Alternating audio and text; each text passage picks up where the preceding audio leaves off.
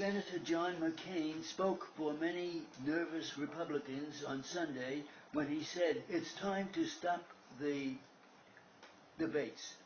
They've turned into mud wrestling contests, he said on Meet the Press on NBC, and are driving up negative impressions of the party's presidential candidates. Mr. McCain, who knew something about unfavorable ratings, is right that the debates so far have left an increasingly sour taste in voters' mouths. Since the debates began, the popularity gap has greatly grown between the leading Republican candidates and President Obama.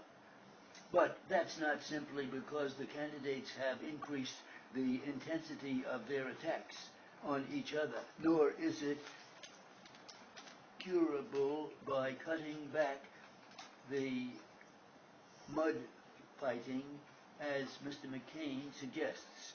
It's also because voters have been exposed to the broken windows of the Republicans' idea factory.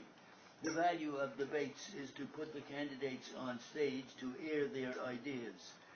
If voters find them dishonest and divisive, the Republicans are getting the wrong message if they think all they have to do to fix that is to stop talking so much.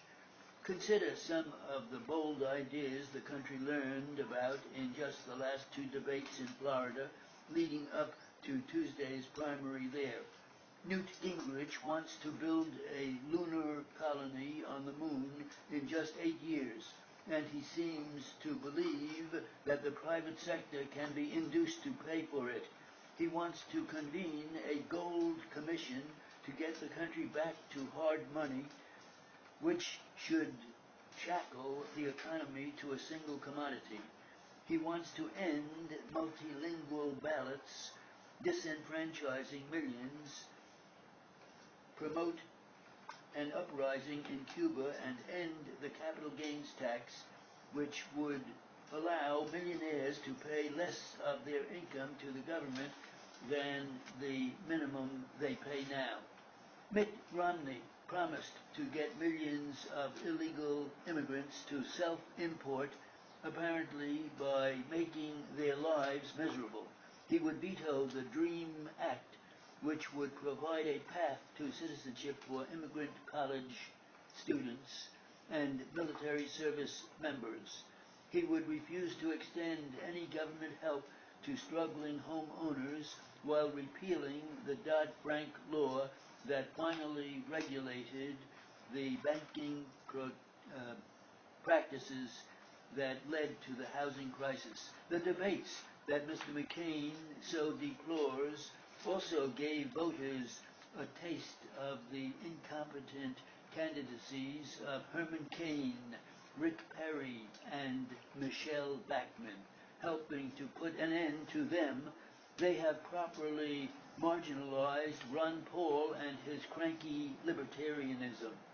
And they have even given Rick Santorum repeated opportunities to point out that Mr. Romney's bellicose opposition to Obamacare is an almost comical contradiction to his support for the same idea in Massachusetts when he was governor there.